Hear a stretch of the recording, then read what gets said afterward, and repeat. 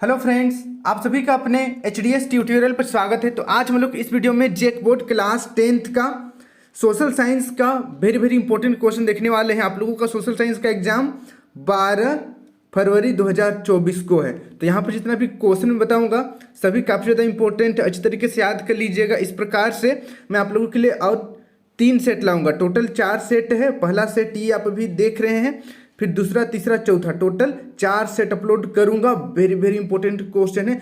चारों सेट को अच्छी तरीके से आप याद कर लीजिएगा तो आराम से आपका 90+% इजीली आ जाएगा।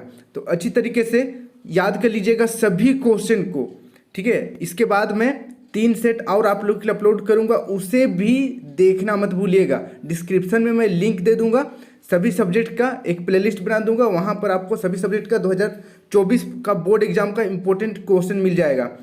स्किप मत कीजिएगा, वीडियो को पूरा देखिए, बहुत ज़्यादा इंपॉर्टेंट क्वेश्चन है। आप लोगों का देखिए 80 का पूर्णांक है, 80 पूर्णांक है।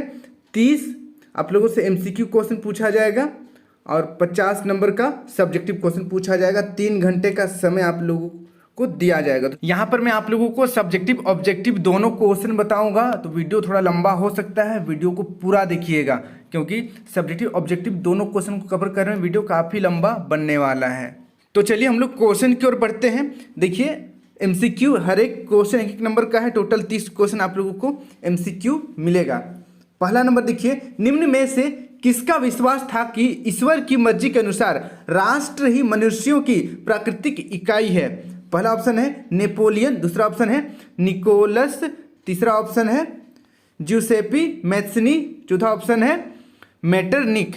तो इसका सही आंसर हो जाएगा ऑप्शन नंबर तीसरा, ज्यूसेपी मैथ्सनी। इसको आप लोग याद कर लीजिएगा। और जेक बोर्ड के तरफ से जो मॉडल पेपर आया है उसको भी आप लोग अच्छी तरीके से याद कर लीजिएगा, वहाँ से भी क्वेश्चन रहेगा। पूरा का पूरा मॉडल सेट आप लोग रट लीजिएगा।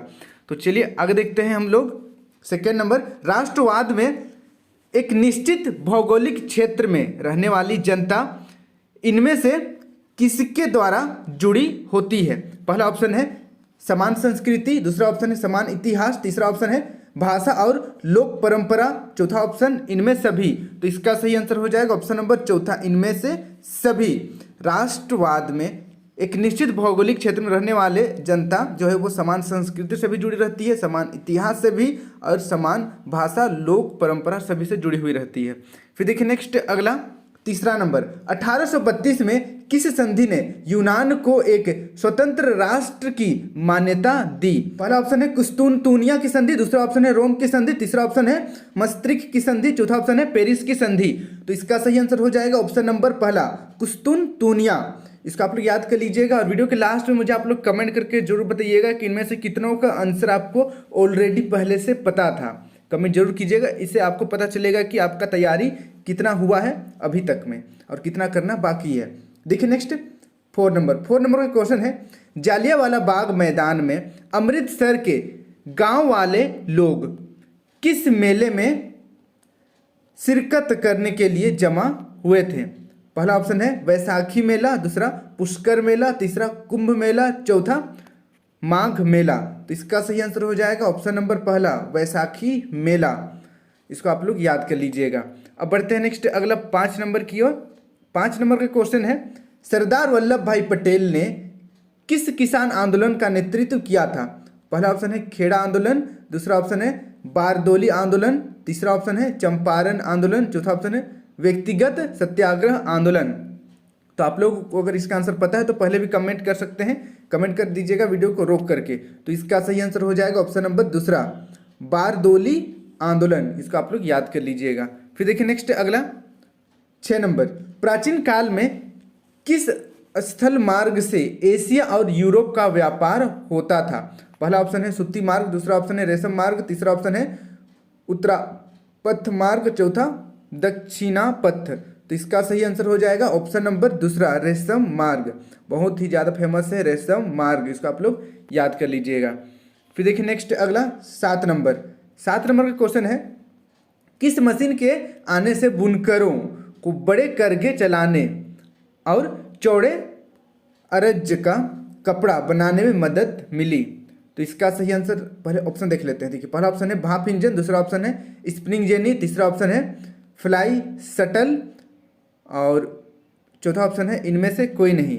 तो इसका सही आंसर हो जाएगा ऑप्शन नंबर तीसरा, फ्लाई, शटल। इसको आप लोग याद कर लीजिएगा। अब बढ़ते हैं नेक्स्ट, अगला 8 नंबर का क्वेश्चन है 1821 से संवाद कौमुदी का प्रकाशन किसने शुरू किया? पहला ऑप्शन है दयानंद सरस्वती, दूसरा ऑप्शन है राजा राम मोहन राय, तीसरा ऑप्शन है विवेकानंद, चौथा ऑप्शन है विनोबा भावे। तो इसका सही आंसर हो जाएगा ऑप्शन नंबर दूसरा, राजा राम मोहन राय। इंपॉर्टेंट क्वेश्चन है, याद कर लीजिएगा। फिर देखिए नेक्स्ट अगला 9 नंबर, पंजाब में भूमि निम्नीकरण का निम्नलिखित में से मुख्य कारण क्या है? पहला ऑप्शन है गहन खेती, दूसरा वनोन्मूलन, तीसरा अधिक सिंचाई, चौथा अति पशुचारण। तो इसका सही आंसर हो जाएगा ऑप्शन नंबर तीसरा, अधिक सिंचाई। अधिक सिंचाई के कारण पंजाब की भूमि निम्नीकृत हो गई है, यानी कि भूमि का जो उर्वरता शक्ति है और भूमि का जो शक्ति है वो कम हो गया है। अब बढ़ते हैं नेक्स्ट 10 नंबर, संसाधन प्रकृति की देन है, मानव द्वारा इसके अंधाधुंध उपयोग से किस प्रकार की मुख्य समस्याएं पैदा हो गई है? पहला ऑप्शन है संसाधनों का ह्रास हुआ है, दूसरा ऑप्शन है संसाधन समाज के कुछ ही लोगों के हाथों में आ गए हैं, तीसरा ऑप्शन है वैश्विक पारिस्थितिकी संकट पैदा हो गया है, और चौथा ऑप्शन इनमें सभी। तो इसका सही आंसर हो जाएगा ऑप्शन नंबर चौथा, इनमें से सभी। फिर देखिए नेक्स्ट अगला 11 नंबर, वे जातियां जिनके लुप्त होने का खतरा है कहलाती है। वे जातियां जिनका लुप्त होने का खतरा है क्या कहलाती है? पहला ऑप्शन है दुर्लभ जातियां, दूसरा ऑप्शन है स्थानिक जातियां, तीसरा ऑप्शन है संकटग्रस्त जातियां, चौथा ऑप्शन है लुप्त जातियां। तो इसका सही आंसर हो जाएगा ऑप्शन नंबर तीसरा, संकटग्रस्त जातियां। इसको आप लोग याद कर लीजिएगा। अब बढ़ते हैं नेक्स्ट अगला 12 नंबर, पश्चिमी भारत के विशेषकर किस राज्य में पीने का जल एकत्रित करने के लिए छत वर्षा जल संग्रहण का तरीका आम है, यानी कि नॉर्मल है छत वर्षा जल संग्रहण? कौन सा राज्य में? पहला ऑप्शन है गुजरात, दूसरा ऑप्शन है राजस्थान, तीसरा ऑप्शन है महाराष्ट्र, चौथा ऑप्शन है गोवा। तो इसको तो आप यूं ही थोड़ा सा कॉमन सेंस लगाइएगा तो बना पाइएगा किसमें सबसे कम वर्षा होती है, कहाँ पर रेगिस्तान है। तो ऑप्शन नंबर दूसरा राजस्थान इसका आंसर हो जाएगा। फिर देखिए नेक्स्ट अगला 13 नंबर, निम्नलिखित में से कौन सा उस कृषि प्रणाली को दर्शाता है जिसमें एक ही फसल लंबे चौड़े क्षेत्र में उगाई जाती है? पहला ऑप्शन है स्थानांतरित कृषि, दूसरा बागवानी, तीसरा रोपण कृषि, चौथा गहन कृषि। तो इसका सही आंसर हो जाएगा ऑप्शन नंबर तीसरा, रोपण कृषि। इसको आप लोग याद कर लीजिएगा। अब देखिए नेक्स्ट अगला 14 नंबर, झारखंड में स्थित कोडरमा निम्नलिखित में से किस खनिज का अग्रणी उत्पादक है? पहला ऑप्शन है बॉक्साइट, दूसरा अभ्रक, तीसरा लौह अयस्क, चौथा तांबा। तो इसका सही आंसर हो जाएगा ऑप्शन नंबर दूसरा, अभ्रक का। अभ्रक काफ़ी ज़्यादा अमाउंट में निकाला जाता है कोडरमा से। फिर देखिए नेक्स्ट अगला 15 नंबर, निम्नलिखित में से कौन सा नगर लोहा और इस्पात उद्योग के अतिरिक्त वाहन निर्माण उद्योग का केंद्र है? पहला ऑप्शन है मुंबई, दूसरा जमशेदपुर, तीसरा बेंगलोर, चौथा दिल्ली। तो इसका सही आंसर हो जाएगा ऑप्शन नंबर दूसरा, जमशेदपुर। कितने लोग जमशेदपुर से हैं नीचे कमेंट जरूर कीजिएगा। अब बढ़ते हैं नेक्स्ट अगला 16 नंबर, निम्नलिखित या निम्न से कौन से दो दूरस्थ स्थित स्थान पूर्वी पश्चिमी गलियारे से जुड़े हैं? निम्न में कौन से दो दूरस्थ स्थित स्थान पूर्वी पश्चिमी गलियारे से जुड़े हैं? पहला ऑप्शन है मुंबई तथा नागपुर, दूसरा सिलचर तथा पोरबंदर, तीसरा ऑप्शन है मुंबई और कोलकाता, चौथा ऑप्शन है नागपुर तथा सिलीगुड़ी। तो इसका सही आंसर हो जाएगा ऑप्शन नंबर पहला, सिलचर तथा पोरबंदर। इसको भी आप लोग याद कर लीजिएगा। बढ़ते हैं नेक्स्ट अगला 17 नंबर की ओर, बेल्जियम में 1950 और 1960 के दशक में किन भाषा के बोलने वाले समूहों के बीच तनाव बढ़ने लगा? पहला ऑप्शन है फ्रेंच और डच, दूसरा ऑप्शन है डच और जर्मनी, तीसरा ऑप्शन है फ्रेंच और सिहली, चौथा ऑप्शन है फ्रेंच और जर्मनी। तो इसका सही आंसर हो जाएगा ऑप्शन नंबर पहला, फ्रेंच और डच। इसको भी आप लोग याद कर लीजिएगा, इंपॉर्टेंट क्वेश्चन है। अब बढ़ते हैं नेक्स्ट अगला क्वेश्चन की ओर। अगला क्वेश्चन देखिए 18 नंबर, जब केंद्र और राज्य सरकारों से सत्ता लेकर स्थानीय सरकारों को दे दी जाती है तो उसे कहते हैं। पहला ऑप्शन है वितरण, दूसरा केंद्रीकरण, तीसरा पुनः संगठित, चौथा विकेंद्रीकरण। तो इसका सही आंसर हो जाएगा ऑप्शन नंबर चौथा, विकेंद्रीकरण। फिर देखिए नेक्स्ट अगला 19 नंबर, मैक्सिको ओलंपिक की कहानी किस आंदोलन से संबंधित है? मैक्सिको ओलंपिक की कहानी किस आंदोलन से संबंधित है? पहला ऑप्शन है अश्वेत शक्ति आंदोलन, दूसरा ऑप्शन है नारीवाद आंदोलन, तीसरा ऑप्शन है नागरिक अधिकार आंदोलन, चौथा ऑप्शन है नस्लाभेद आंदोलन। तो इसका सही आंसर हो जाएगा ऑप्शन नंबर तीसरा, नागरिक अधिकार आंदोलन। तो इसको आप लोग याद कर लीजिएगा। फिर देखिए नेक्स्ट अगला 20 नंबर, बामसेफ निम्न में से किसका आंदोलन है? पहला ऑप्शन है किसानों का, दूसरा ऑप्शन है कर्मचारियों का, तीसरा ऑप्शन है महिलाओं का, चौथा ऑप्शन है उद्योगपतियों का। तो इसका सही आंसर हो जाएगा ऑप्शन नंबर दूसरा, कर्मचारियों का आंदोलन है बामसेफ। इसको भी आप लोग याद कर लीजिएगा। फिर देखिए नेक्स्ट 21 नंबर, राजनीतिक दल का कार्य है, राजनीतिक दल का क्या कार्य है? पहला ऑप्शन है चुनाव लड़ना, दूसरा सरकार का गठन करना, तीसरा विरोधी दल का गठन करना, चौथा इनमें से सभी। तो इसका सही आंसर हो जाएगा ऑप्शन नंबर चौथा, इनमें से सभी। देखिए कहीं पर अगर ऐसा ऑप्शन है इनमें से सभी, तो ज़्यादातर केस में इनमें से सभी ऑप्शन सही रहता है। ठीक है, ऐसा नहीं है कि हमेशा 100% इनमें से सभी हर समय सही होगा, ऐसा नहीं है, लेकिन ज़्यादातर केस में इनमें से सभी वाला जो ऑप्शन रहता है वो सही हो जाता है। फिर देखिए नेक्स्ट अगला 22 नंबर, लोकतंत्र में एक नागरिक को निर्णय लेने की प्रक्रिया की जांच करने का अधिकार और साधन होता है, उसे कहते हैं। लोकतंत्र में एक नागरिक को निर्णय लेने की प्रक्रिया की जांच करने का अधिकार और साधन होता है, उसे क्या कहते हैं? वैधता, दूसरा समानता, तीसरा तानाशाही, चौथा पारदर्शिता। तो इसका सही आंसर हो जाएगा ऑप्शन नंबर चौथा, पारदर्शिता। तो इसको आप लोग याद कर लीजिएगा। फिर देखिए नेक्स्ट अगला 23 नंबर, संविधान के किस अनुच्छेद द्वारा अस्पृश्यता को समाप्त कर दिया गया है?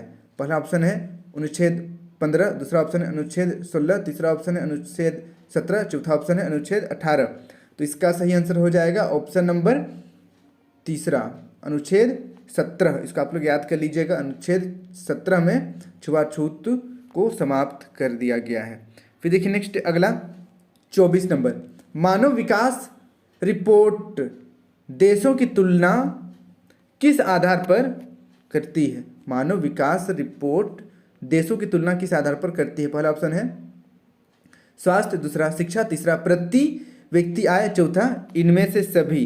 तो इसका सही आंसर हो जाएगा ऑप्शन नंबर चौथा, इनमें से सभी।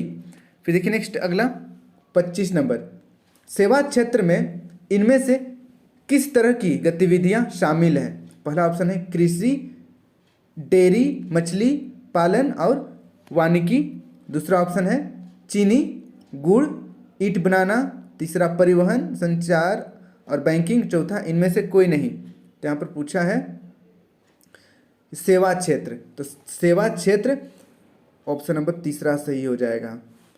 परिवहन, संचार, बैंकिंग ये सभी सेवा क्षेत्र हैं। कृषि, डेयरी, मछली ये सब तो प्राथमिक क्षेत्र हैं। ठीक है, और ईंट बनाना, चीनी उद्योग ये आपका द्वितीयक क्षेत्र में आ जाएगा, फैक्ट्री वगैरह में।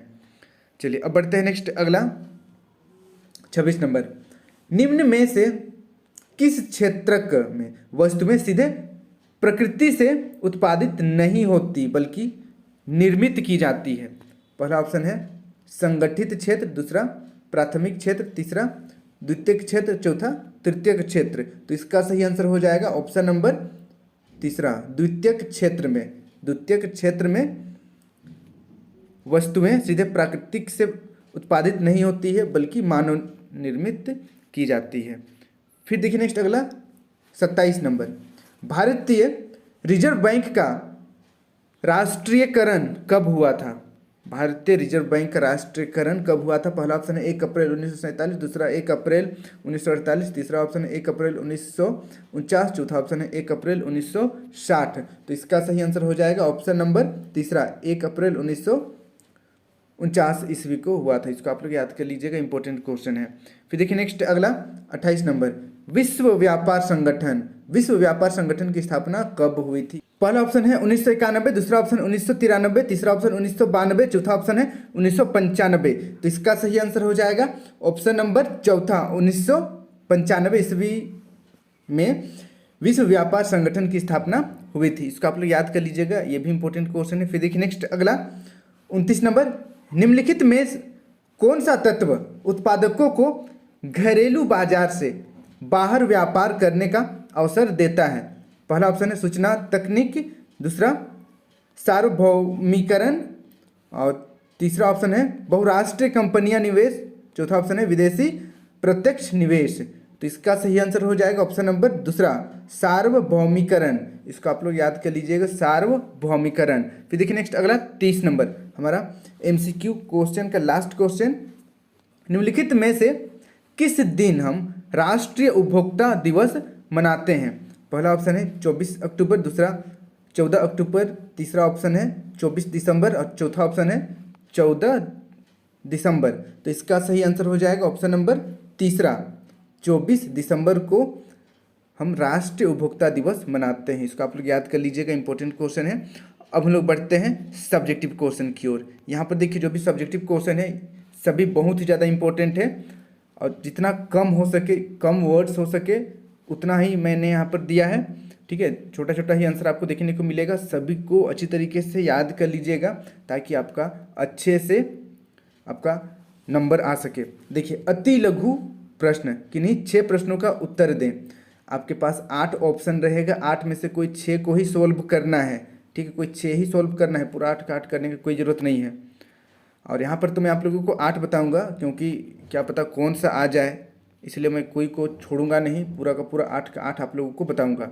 देखिए 31 नंबर, निरंकुशवाद से आप क्या समझते हैं? निरंकुशवाद से आप क्या समझते हैं? तो इसका उत्तर देखिए, ऐसी सरकार या शासन व्यवस्था जिसकी सत्ता पर किसी प्रकार का कोई अंकुश नहीं होता, ऐसी राजशाही सरकारों को निरंकुश सरकार कहा जाता है, जो अत्यंत केंद्रीकृत सैन्य बल पर आधारित और दमनकारी सरकारें होती है। तो इसको हम लोग निरंकुशवाद कहते हैं, याद कर लीजिएगा। फिर देखिए नेक्स्ट अगला 32 नंबर, पिकेटिंग। पिकेटिंग से आप क्या समझते हैं? पिकेटिंग उत्तर देखिए, प्रदर्शन या विरोध का एक ऐसा स्वरूप जिसमें लोग किसी दुकान, फैक्ट्री या दफ्तर के भीतर जाने का रास्ता रोक लेते हैं, तो इसको पिकेटिंग कहते हैं। आप लोग याद कर लीजिएगा। फिर देखिए नेक्स्ट अगला 33 नंबर, वर्षा जल संग्रहण क्या है? वर्षा जल संग्रहण क्या है? तो इसका उत्तर देखिए, वर्षा जल संग्रहण भूमिगत जल की क्षमता को बढ़ाने की तकनीक है। इसमें वर्षा के जल को रोकने और इकट्ठा करने के लिए विशेष ढांचे जैसे कुएं, गड्ढे, बांध आदि का निर्माण किया जाता है। इसके द्वारा न केवल जल का संग्रहण होता है, अपितु जल को भूमिगत होने के लिए अनुकूल परिस्थितियां पैदा हो जाती है। तो इसको भी आप लोग याद कर लीजिएगा, इंपॉर्टेंट क्वेश्चन है। फिर देखिए नेक्स्ट अगला 34 नंबर, लौह खनिज और अलौह खनिज में अंतर स्पष्ट करें। अंतर लिखने के लिए आएगा आपके पास एग्जाम में, अच्छी तरीके से प्रैक्टिस और याद कर लीजिएगा। देखिए लौह खनिज और अलौह खनिज में अंतर, लौह खनिज और अलौह खनिज, बीच में लाइन खींच लेना है, एक तरफ लौह के बारे में लिखना है, एक तरफ अलौह खनिज के बारे में लिखना है। देखिए लौह खनिज, ए नंबर, लौह खनिज में कठोरता पाई जाती है। दूसरा अलौह खनिज में देखिए, अलौह खनिजों में कठोरता नहीं पाई जाती है। फिर दूसरा देखिए, लौह खनिज प्रायः भूरे रंग के होते हैं। फिर देखिए अलौह खनिज में, अलौह खनिज कई रंगों के होते हैं।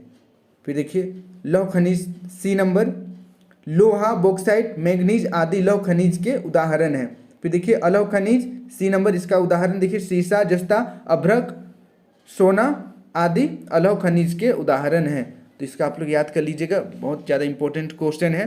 फिर देखिए नेक्स्ट अगला, जातिवाद क्या है। 35 नंबर का क्वेश्चन है, जातिवाद क्या है। तो इसका उत्तर देखिए, समाज में जाति के आधार पर उच्च जाति एवं निम्न जाति के बीच उत्पन्न सामाजिक तनाव एवं भेदभावपूर्ण रवैया जातिवाद कहलाता है। इसको आप याद कर लीजिएगा, इंपॉर्टेंट क्वेश्चन है जातिवाद। फिर देखिए नेक्स्ट अगला 36 नंबर, वर्ण व्यवस्था क्या है। तो इसका उत्तर देखिए, वर्ण व्यवस्था जाति समूहों का पदानुक्रम जिसमें एक जाति के लोग हर हाल में सामाजिक पायदान में सबसे ऊपर रहेंगे तो किसी अन्य जाति समूह के लोग क्रमागत के रूप से उनके नीचे, इसको वर्ण व्यवस्था कहते हैं। फिर देखिए नेक्स्ट अगला 37 नंबर, हम औसत का प्रयोग क्यों करते हैं। इंटरेस्टिंग क्वेश्चन है, हम औसत का उपयोग क्यों करते हैं। तो इसका उत्तर देखिए, किसी समूह में व्यक्ति की स्थिति अलग अलग होती है। एक समूह की तुलना दूसरे समूह से करने के लिए हम औसत का प्रयोग करते हैं। उदाहरण के लिए, किसी देश में व्यक्तिगत आय अलग अलग होते हैं। संपूर्ण जनसंख्या की औसत आय जानकर हम दूसरे देश की औसत आय से तुलना कर सकते हैं। तो इसको भी आप लोग याद कर लीजिएगा। फिर देखिए नेक्स्ट अगला 38 नंबर, वैश्वीकरण। वैश्वीकरण से आप क्या समझते हैं, अपने शब्दों में स्पष्ट करें। तो इसका उत्तर देखिए, वैश्वीकरण का अर्थ होता है कि घरेलू बाजार को विश्व बाजार के साथ व्यापार, पूंजी, तकनीक, श्रम एवं सेवाओं के मुक्त प्रवाह के साथ जोड़ना या समन्वय करना। इसका घनिष्ठ संबंध उदारीकरण तथा निजीकरण की नीतियों के साथ है। वैश्वीकरण की अवधारणा निम्नांकित तत्वों पर निर्भर करती है। जिसे यहाँ पर पहला देखिए, विभिन्न देशों के बीच वस्तुओं और सेवाओं का मुक्त प्रवाह। दूसरा, विदेशी निवेश अथवा पूंजी का मुक्त प्रवाह। तीसरा, टेक्नोलॉजी का मुक्त प्रवाह। फिर घ नंबर देखिए, विश्व के विभिन्न देशों के बीच श्रम का मुक्त प्रवाह। 1991 की नई आर्थिक नीति के बनने के बाद भारत में वैश्वीकरण को प्रोत्साहन मिला। और 1991 में जब हमारे पीएम थे मनमोहन सिंह, तो उन्होंने वैश्वीकरण भारत में लाया था। तो इसको याद कर लीजिएगा। अब बढ़ते हैं नेक्स्ट, देखिए 3 नंबरी प्रश्न। यहाँ पर 3 नंबरी देखिए, लघु उत्तरीय प्रश्न। यहाँ पर भी आपको 8 क्वेश्चन देखने को मिलेगा, किन्हीं 6 प्रश्न का ही उत्तर देना है, लेकिन यहाँ पर मैं आपको 8 का 8 पूरा बताने वाला हूँ। सभी क्वेश्चन को याद कर लीजिएगा। देखिए 39 नंबर, रोलेक्ट एक्ट क्या था। गांधी जी ने रोलेक्ट एक्ट का विरोध किस प्रकार किया, वर्णन करें। अथवा यही क्वेश्चन दूसरे तरीके से आ सकता है, भारत के लोग रोलेक्ट एक्ट के विरोध में क्यों थे। तो बस रोलेक्ट एक्ट रहेगा क्वेश्चन में, तो बस इसी को लिख देना है आंसर में। देखिए, भारत में विभिन्न शासन के हो रहे प्रतिरोधों के खिलाफ ब्रिटेन के इम्पीरियल लेजिस्लेटिव काउंसिल ने 1919 ईस्वी में एक कानून पारित किया जिसे रोलेक्ट एक्ट के नाम से जाना जाता है। अब देखते हैं हम लोग आगे कि भारत के लोग रोलेक्ट एक्ट का विरोध क्यों करने लगे। देखिए यहाँ पर पहला नंबर, भारत में रोलेक्ट एक्ट का प्रखर विरोध हुआ। गांधी जी ने इस अन्यायपूर्ण कानून के खिलाफ अहिंसक ढंग से नागरिक अवज्ञा करने की घोषणा की। ख नंबर, इस नागरिक अवज्ञा को 6 अप्रैल 1919 से एक हड़ताल के साथ प्रारंभ होना निश्चित किया गया। ग नंबर देखिए, रोलेक्ट एक्ट के खिलाफ विभिन्न शहरों में रैलियां एवं जुलूसों का आयोजन किया गया।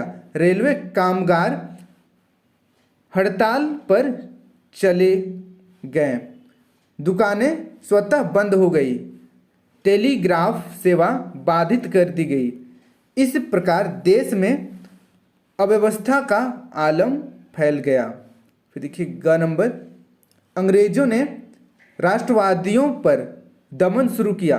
अनेक नेताओं को हिरासत में ले लिया गया। गांधी जी के दिल्ली में प्रवेश पर पाबंदी लगा दी गई। फिर देखिए अंग नंबर, 10 अप्रैल 1919 को पुलिस ने अमृतसर में एक शांतिपूर्ण जुलूस पर गोली चला दी। इससे लोग उग्र हो उठे तथा बैंकों, डाकघरों तथा रेलवे स्टेशनों पर हमला करने लगे। तो इसको आप लोग याद कर लीजिएगा। देखिए एसएसटी यानी कि सोशल साइंस का जो लंबा लंबा आंसर होता है उसको पॉइंट वाइज लिखने की कोशिश कीजिएगा आप लोग, ठीक है, पॉइंट वाइज, जैसे यहाँ पर क ख ग घ लिखा हुआ है इसी प्रकार से। देखिए नेक्स्ट अगला क्वेश्चन है, दांडी यात्रा से आप क्या समझते हैं, संक्षेप में लिखें। या तो रोलेट एक्ट आएगा या दांडी यात्रा आएगा, अच्छी तरीके से याद कर लीजिएगा। देखिए उत्तर, अंग्रेजों के नमक कानून के खिलाफ गांधी जी ने दांडी यात्रा प्रारंभ की, जिसका उद्देश्य नमक कानून का उल्लंघन करना था। स्वतंत्रता के लिए देश को एकजुट करने के लिए गांधी जी ने नमक को एक शक्तिशाली प्रतीक के रूप में देखा। देखिए नमक सर्वसाधारण के भोजन का एक अनिवार्य हिस्सा था तथा चिकित्सकीय दृष्टिकोण से भोजन में इसकी उपस्थिति अत्यंत आवश्यक थी। अतः नमक कर को यानी कि नमक टैक्स को महात्मा गांधी ने ब्रिटिश शासन का सबसे दमनकारी पहलू बताया।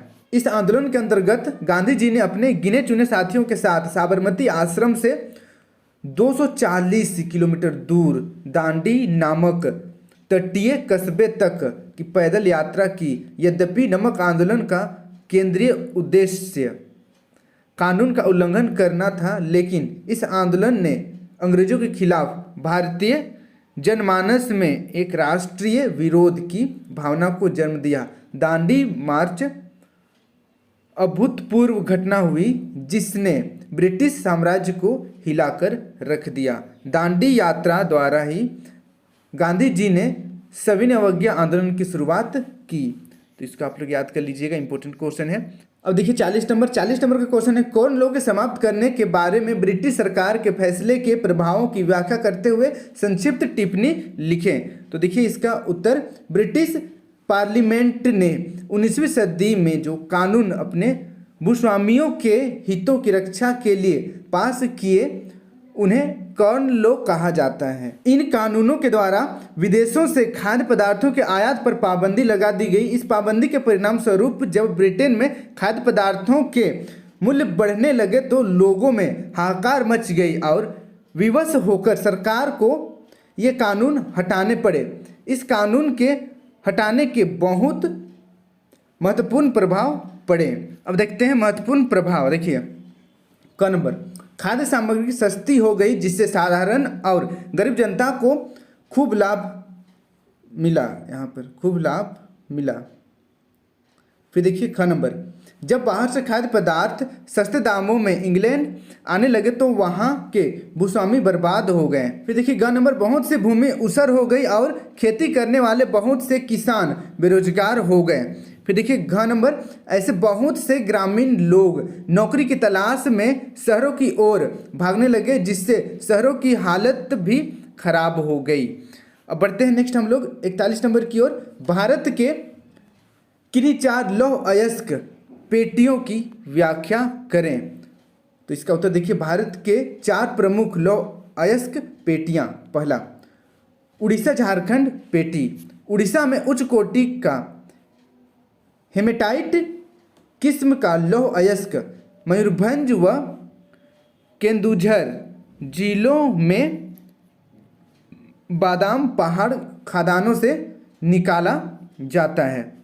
इसी से सन्निध झारखंड के सिंहभूम जिले से गुवा तथा नवामुड्डी से हेमेटाइट अयस्क का खनन किया जाता है। फिर देखिए दूसरा ख नंबर, दुर्ग बत्सर चंद्रपुरा पेटी। यह पेटी महाराष्ट्र व छत्तीसगढ़ राज्यों के अंतर्गत पाई जाती है। छत्तीसगढ़ के बत्सर जिले में बेलाडीला पहाड़ी श्रृंखलाओं में अति उत्तम कोटि का हेमेटाइट पाया जाता है, जिसमें इस गुणवत्ता के लौह के 14 जमाव मिलते हैं। इनमें इस्पात बनाने में आवश्यक सर्वश्रेष्ठ भौतिक गुण विद्यमान है। इन खादानों का लौह अयस्क विशाखापत्तनम पत्तन से जापान तथा दक्षिण कोरिया को निर्यात किया जाता है। फिर देखिए ग नंबर, बेलारी, चित्रदुर्ग, चिकमगलूर, तुमकुर पेटी। कर्नाटक की इस पेटी में लौह अयस्क की वृहद राशि संचित है। कर्नाटक में पश्चिमी घाट में अवस्थित केंद्रमुख की खानें 100% निर्यात इकाई है। केंद्रमुख निक्षेप संसार की सबसे बड़े निक्षेपों में से एक माने जाते हैं। लौह अयस्क करदम रूप से पाइपलाइन द्वारा मैंगलोर के निकट एक पतन पर भेजा जाता है। फिर देखिए नेक्स्ट, घ नंबर, महाराष्ट्र गोवा पेटी। यह पेटी गोवा तथा महाराष्ट्र राज्य के रत्नागिरी जिले में स्थित है। यद्यपि यहाँ का लोहा उत्तम प्रकार का नहीं है, यद्यपि इसका दक्षता से दोहन किया जाता है। मरमगांव पतन से इसका निर्यात किया जाता है। तो इसको भी आप लोग याद कर लीजिएगा। और यहाँ पर एक अथवा में और एक क्वेश्चन रहेगा, दोनों में से किसी को भी आप सॉल्व कर सकते हैं, जिससे चावल की खेती के लिए उपयुक्त भौगोलिक परिस्थितियों का वर्णन करें। तो इसका उत्तर देखिए, चावल की खेती के लिए उपयुक्त भौगोलिक परिस्थितियाँ का नंबर देखिए, चावल के लिए उष्ण तथा आर्द्र जलवायु बहुत अनुकूल है। ख नंबर देखिए, इसके लिए औसत वार्षिक वर्षा 100 सेंटीमीटर से अधिक और तापमान 24 डिग्री सेल्सियस से अधिक होना चाहिए। फिर देखिए ग नंबर, दोमट उपजाऊ मिट्टी जिसमें काफ़ी समय तक पानी इकट्ठा रह सके इस फसल के लिए बहुत उपयोगी है। भूमि समतल होनी चाहिए। नदी घाटियों और डेल्टा प्रदेशों में पाई जाने वाली जलोढ़ मिट्टी चावल के लिए आदर्श होती है। फिर देखिए घ नंबर, इसलिए चावल अधिकतर पश्चिमी बंगाल, उत्तर प्रदेश, पंजाब और हरियाणा के क्षेत्रों में खूब उगता है। अब बढ़ते हैं नेक्स्ट अगला क्वेश्चन की ओर। 42 नंबर इंपॉर्टेंट क्वेश्चन है, उद्योगों की अवस्थितियों को प्रभावित करने वाले किन्हीं 3 मानवीय कारकों के नाम लिखिए। तो पहला देखिए, सस्ते श्रमिक की उपलब्धि, जहाँ पर सस्ते श्रमिक मिलेंगे वहीं पर फैक्ट्री लगेगा, उद्योग लगेगा। दूसरा देखिए, संचार एवं परिवहन के साधन, संचार रहेगा तब तो कच्चा माल और तैयार माल आएगा जाएगा। देखिए ग नंबर, पूंजी व बैंक की सुविधा। तो ये सब है। अब आगे देखिए, इसी में एक अथवा क्वेश्चन है, सड़क परिवहन के किन्हीं 3 गुण बताएं। सड़क परिवहन का कोई 3 गुण बताना है, बहुत ही ईजी है, पढ़िएगा आप, इजी याद हो जाएगा। देखिए उत्तर, सड़क परिवहन के गुण का नंबर, परिवहन के अन्य साधनों की अपेक्षा सड़कों की निर्माण लागत बहुत कम है। दूसरा, सड़कों को दुर्गम स्थानों पर भी बनाया जा सकता है। तीसरा, सड़कों को नगरों, गांव, मोहल्लों और गलियों में भी बनाया जा सकता है। ग नंबर देखिए, सड़कें छोटी दूरी के यात्रियों तथा माल परिवहन के लिए उत्तम साधन है।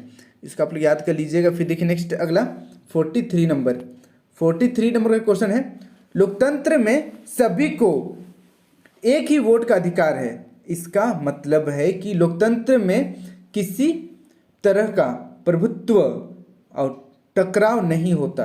उपयुक्त कथन के पक्ष या विपक्ष में तर्क दें। तो देखिए इसका उत्तर, इस कथन में काफ़ी सच्चाई है, क्योंकि लोकतंत्र में सभी को एक वोट का अधिकार है, इसलिए लोकतंत्र में किसी तरह का प्रभुत्व और टकराव नहीं होता। चुनाव लड़ने वालों को यदि अमीर के वोट चाहिए तो उन्हें गरीबों के वोट भी चाहिए। इस प्रकार राजनीतिक दल दोनों वर्गों में सामंजस्य बनाए रखते हैं। फिर भी यदि कोई मतभेद उठ जाते हैं तो उनका सबसे अच्छा हल लोकतंत्र में ही संभव है, जहां हर एक की भावनाओं को ध्यान में रखा जाता है। तो इसका आप लोग याद कर लीजिएगा, इंपॉर्टेंट क्वेश्चन है। अब बढ़ते हैं अगला क्वेश्चन की ओर। देखिए अगला क्वेश्चन है, अथवा में है, दबाव समूह और राजनीतिक दलों के आपसी संबंधों का स्वरूप कैसा होता है, वर्णन करें। तो इसका उत्तर देखिए, दबाव समूह प्रत्यक्ष रूप से राजनीति में भाग नहीं लेते हैं, लेकिन अपनी गतिविधियों से राजनीतिक दलों को प्रभावित अवश्य करते हैं। ख नंबर देखिए, अधिकांश दबाव समूह किसी न किसी राजनीतिक दल से जुड़े होते हैं तथा राजनीतिक दलों के सहयोग और परामर्श से अपनी गतिविधियों का संचालन करते हैं। ऐसे दबाव समूहों के शीर्ष पदों पर राजनीतिक दल के नेता विराजमान होते हैं। अखिल भारतीय विद्यार्थी परिषद भारतीय जनता पार्टी से तथा NSUI कांग्रेस से संबंधित हैं। इसका आप लोग याद कर लीजिएगा। देखिए फिर आगे ग नंबर राजनीतिक दल के अधिकांश नेता दबाव समूह से आते हैं। फिर देखिए अगला, कई दबाव समूह राजनीतिक दलों की शाखा के रूप में कार्य करते हैं। फिर देखिए अंग नंबर, कुछ दबाव समूह का निर्माण राजनीतिक दलों के द्वारा ही किया जाता है तथा कुछ दबाव समूह आगे चलकर राजनीतिक दल का रूप ले लेते हैं। तो इसको आप लोग याद कर लीजिएगा, सभी क्वेश्चन इंपॉर्टेंट है। अब अगला बढ़ते हैं नेक्स्ट हम लोग 44 नंबर की ओर। राजनीतिक दल के कार्य क्या है? राजनीतिक दल का क्या कार्य है? किन्हीं 4 कार्य का वर्णन करें। देखिए ये तो आपका MCQ क्वेश्चन में भी था, लेकिन वहाँ पर बस MCQ था, यहाँ पर सब्जेक्टिव में भी है। उत्तर देखिए, राजनीतिक दल के प्रमुख कार्य। क नंबर, चुनाव लड़ना।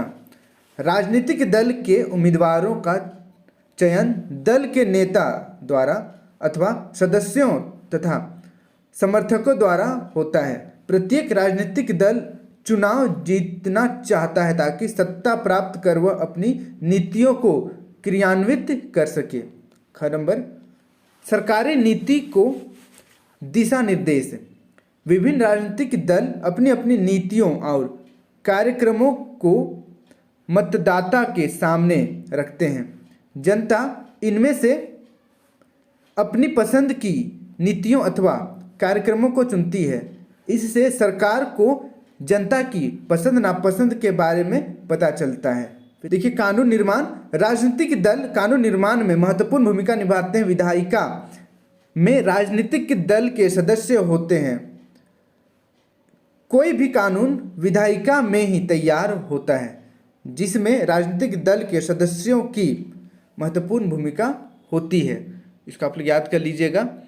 फिर देखिए नेक्स्ट, चौथा कार्य, सरकार का संचालन तथा नीतियों एवं कार्यक्रमों का संचालन। चुनाव में जिस राजनीतिक दल को सफलता मिलती है वह सरकार का निर्माण करता है तथा अपनी नीतियों एवं कार्यक्रमों को क्रियान्वित करता है। तो इसका आप लोग याद कर लीजिएगा। बढ़ते हैं नेक्स्ट हम लोग 45 नंबर की ओर। मुद्रा आवश्यकताओं के दोहरे संयोग की समस्या को किस तरह सुलझाती है? उदाहरण देकर समझाएं। तो इसका उत्तर देखिए, वस्तु विनिमय व्यवस्था में चीज़ों का आदान प्रदान चीज़ों से होता है और उनमें मुद्रा के प्रयोग की कोई आवश्यकता नहीं पड़ती, परंतु ऐसा करना कितना कठिन है यह एक उदाहरण से स्पष्ट हो जाएगा। एक जूता बेचने वाला गेहूं खरीदना चाहता है। पहले तो उसे जूता खरीदने वाला व्यक्ति खोजना पड़ेगा और फिर उसे देखना पड़ेगा कि ऐसा व्यक्ति कहाँ है जो एक तरफ तो जूता खरीदना चाहता है और दूसरी तरफ गेहूं बेचना चाहता है। इस प्रकार इस लेन देन में संयोगों की आवश्यकता पड़ती है। पहले तो जूता खरीदने वाला व्यक्ति खोजा जाए और दूसरे वह गेहूं बेचने के लिए तैयार हो। परंतु मुद्रा के प्रयोग से जूता बेचने वाला किसी को भी अपना जूता बेचकर मुद्रा प्राप्त कर सकता है और इस मुद्रा से वह जहां से चाहे गेहूं खरीद सकता है। ऐसे में मुद्रा द्वारा दोहरे संयोग की समस्या पैदा नहीं होती और वह अपने आप हल हो जाती है। तो इसको आप लोग याद कर लीजिएगा, 1-2 बार पढ़िएगा तो इजीली याद हो जाएगा। फिर देखिए नेक्स्ट 46 नंबर, भारत में उपभोक्ता आंदोलन की शुरुआत किन कारणों से हुई, इसके विकास के बारे में पता लगाएं। तो देखिए उत्तर, बड़े पैमाने पर खाद्यान्नों एवं खाद्य पदार्थों की कमी, जमाखोरी, काला बाजारी, खाद्य पदार्थों में मिलावट जैसी समस्याओं के समाधान के एक प्रयास के रूप में व्यवस्थित रूप से भारत में उपभोक्ता आंदोलन 1960 के दशक में शुरू हुआ। इस आंदोलन का उद्देश्य उत्पादकों तथा विक्रेताओं के अनैतिक और अनुचित व्यवसाय कार्यों पर रोक लगाना तथा उपभोक्ताओं के हितों की रक्षा करना था। तो इसका आप लोग याद कर लीजिएगा। अब देखिए दीर्घ उत्तरीय प्रश्न किन्हीं 4 प्रश्नों के उत्तर अधिकतम 250 शब्दों में देना है। थोड़ा सा ज़्यादा लिखना है आप लोगों को इसमें, ठीक है। ये आपका 5 नंबरी है, 5 नंबर के लिए लिखना है तो 250 शब्द तो लिखना पड़ेगा। देखिए 47 नंबर, 19वीं सदी में भारत में गरीब जनता पर मुद्रण संस्कृति के प्रसार का क्या असर हुआ। तो इसका उत्तर देखिए 19वीं सदी में भारत में गरीब जनता पर मुद्रण संस्कृति का निम्नलिखित असर हुआ। पहला नंबर देखिए, अनेक लोगों को छापाखाने में काम मिला। दूसरा, सस्ती मुद्रण सामग्री से उन्हें राष्ट्रीय, अंतर्राष्ट्रीय और स्थानीय समाचार मिलने लगे। देखिए नंबर, तीसरा नंबर, भाषाई प्रेस ने गरीब लोगों के मन में राष्ट्रवादी भावनाओं को रोपण किया, यानी कि राष्ट्रवादी भावना जागृत किया। फिर देखिए नेक्स्ट अगला 48 नंबर, ब्रिटेन की महिला कामगारों ने स्पिनिंग जेनी मशीनों पर हमला किए, व्याख्या करें। तो इसका उत्तर देखिए क नंबर, स्पिनिंग जेनी मशीन ने ऊन की कताई की प्रक्रिया बहुत तेज कर दी। स्पिनिंग जेनी मशीन एक समय में अनेक मजदूरों का कार्य कर लेती थी, इसके कारण मजदूरों की मांग घट गई। ख नंबर देखिए, बेरोजगारी की आशंका से मजदूर वर्ग खासकर महिलाओं में नई प्रौद्योगिकी के प्रति आशंका व्याप्त थी। ग नंबर देखिए, जब उन उद्योग में इन मशीनों का इस्तेमाल किया गया तो अनेक औरतों जो हाथ से ऊन की कताई करती थी को काम से हटाना पड़ा। इसी कारण महिला कामगारों ने स्पिनिंग जेनी मशीनों पर हमले किए। स्पिनिंग जेनी मशीन का महिलाओं द्वारा विरोध काफ़ी लंबे समय तक चलता रहा। तो इसका आप लोग याद कर लीजिएगा, इंपॉर्टेंट क्वेश्चन है। अब बढ़ते हैं नेक्स्ट अगला 49 नंबर, भारत की संघीय शासन व्यवस्था की विशेषताओं की चर्चा करें। अथवा इसी क्वेश्चन को दूसरे शब्दों में पूछा जा सकता है, भारतीय संघवाद की प्रमुख विशेषताओं का उल्लेख करें। तो इसका उत्तर देखिए, भारतीय संघवाद की प्रमुख विशेषताएं। क नंबर, भारतीय संघ के किसी राज्य को संघ से अलग होने का अधिकार नहीं है। ख नंबर, भारतीय संघ में राज्य प्रतिनिधित्व में समानता का अभाव है। तीसरा, भारतीय संघ में एकल नागरिकता की व्यवस्था है, न कि दोहरी नागरिकता की। फिर घ नंबर देखिए, भारतीय संघ केंद्र और राज्यों के बीच किसी संविदा अथवा करार का परिणाम नहीं है, बल्कि इसका निर्माण विशेष ऐतिहासिक परिप्रेक्ष्य में हुआ है। अंग नंबर देखिए, संसद द्वारा राज्य की सीमाओं में परिवर्तन के लिए राज्य की सम्मति आवश्यक नहीं। फिर देखिए 4 नंबर, शक्तियों का विभाजन केंद्रीय सरकार के पक्ष में है। 6 नंबर, भारतीय संघ में न्यायालयों की एक ही प्रणाली है, देश का एक ही सर्वोच्च न्यायालय है। फिर देखिए ज नंबर, भारतीय संघ में लोक सेवाओं का विभाजन नहीं किया गया है, अर्थात लोक सेवक अपने कार्यों में राज्य तथा केंद्रीय दोनों स्तर के कानूनों का पालन करते हैं। तो इसको आप लोग याद कर लीजिएगा, इंपॉर्टेंट क्वेश्चन है। फिर एक अथवा में क्वेश्चन है, तो इसको भी देख लेते हैं। भारतीय संदर्भ में सत्ता की हिस्सेदारी का एक उदाहरण देते हुए इसका एक युक्तिपरक और एक नैतिक कारण बताएं। तो इसका उत्तर देखिए, सत्ता की साझेदारी के पक्ष में दिए जाने वाले तर्क। देखिए बहुत से राजनीतिज्ञों ने सत्ता की साझेदारी के पक्ष में अनेक तर्क दिए हैं, जिसमें से प्रमुख निम्नलिखित हैं। पहला, युक्तिपरक कारण।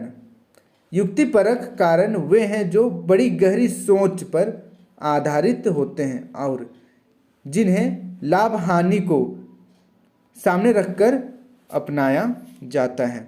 अब आगे देखिए, युक्तिपरक कारण का कुछ तर्क। पहला नंबर, सत्ता की साझेदारी विभिन्न समुदायों के बीच टकराव को कम करती है। दूसरा, यह पक्षपात का अंदेशा कम करती है। तीसरा, विभिन्न विविधताओं को अपने में समेट लेती है। फिर चौथा, सत्ता में लोगों की भागीदारी बढ़ाती है। वहीं पर देखिए नैतिक कारण, कुछ लोगों ने नैतिक कारणों से भी सत्ता की साझेदारी का जोरदार समर्थन किया है। तर्क यहाँ पर देखिए, साझी सरकार में सत्ता का विभाजन से सभी सरकार में हिस्सा लेने वाले राजनीतिक दलों से पूर्ण न्याय हो जाता है। दूसरा, अल्पसंख्यक लोगों की भी अवहेलना नहीं होती, इसलिए उनके मन में कोई आक्रोश की भावना नहीं पनपती। फिर देखिए तीसरा, शक्ति के विकेंद्रीकरण से किसी भी सरकारी अंग, विधायिका, कार्यपालिका, न्यायपालिका से कोई अन्याय नहीं हो सकता और इस प्रकार केंद्र और राज्यों में भी शांति का वातावरण बना रहता है।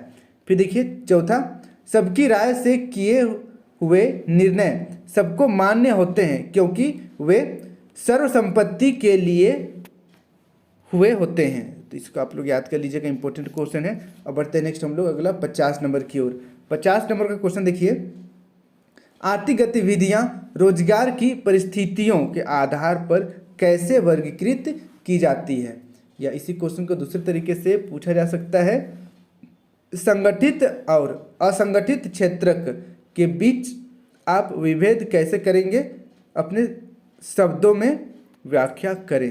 तो इसका उत्तर देखिए, रोजगार की गतिविधियों के आधार पर आर्थिक गतिविधियां दो भागों में वर्गीकृत है। पहला संगठित क्षेत्र और दूसरा है असंगठित क्षेत्र। पहले संगठित क्षेत्र को देख लेते हैं। देखिए, वैसे उद्यम अथवा कार्य स्थान जहां रोजगार की अवधि नियमित होती है तथा लोगों के पास सुनिश्चित काम होता है, संगठित क्षेत्र के अंतर्गत आते हैं। संगठित क्षेत्र के उद्यम सरकार द्वारा पंजीकृत होते हैं तथा उन्हें सरकारी नियमों एवं विनियमों का अनुपालन करना पड़ता है, यानी कि सरकारी जॉब संगठित क्षेत्र है। अब देखिए असंगठित क्षेत्र, ख नंबर, असंगठित क्षेत्र वैसे उद्यम अथवा कार्य स्थान जहां रोजगार की अवधि अनियमित होती है, जहां लोगों के पास सुनिश्चित काम नहीं होता, असंगठित क्षेत्र के अंतर्गत आते हैं। जैसे प्राइवेट जॉब असंगठित क्षेत्र के अंतर्गत आता है।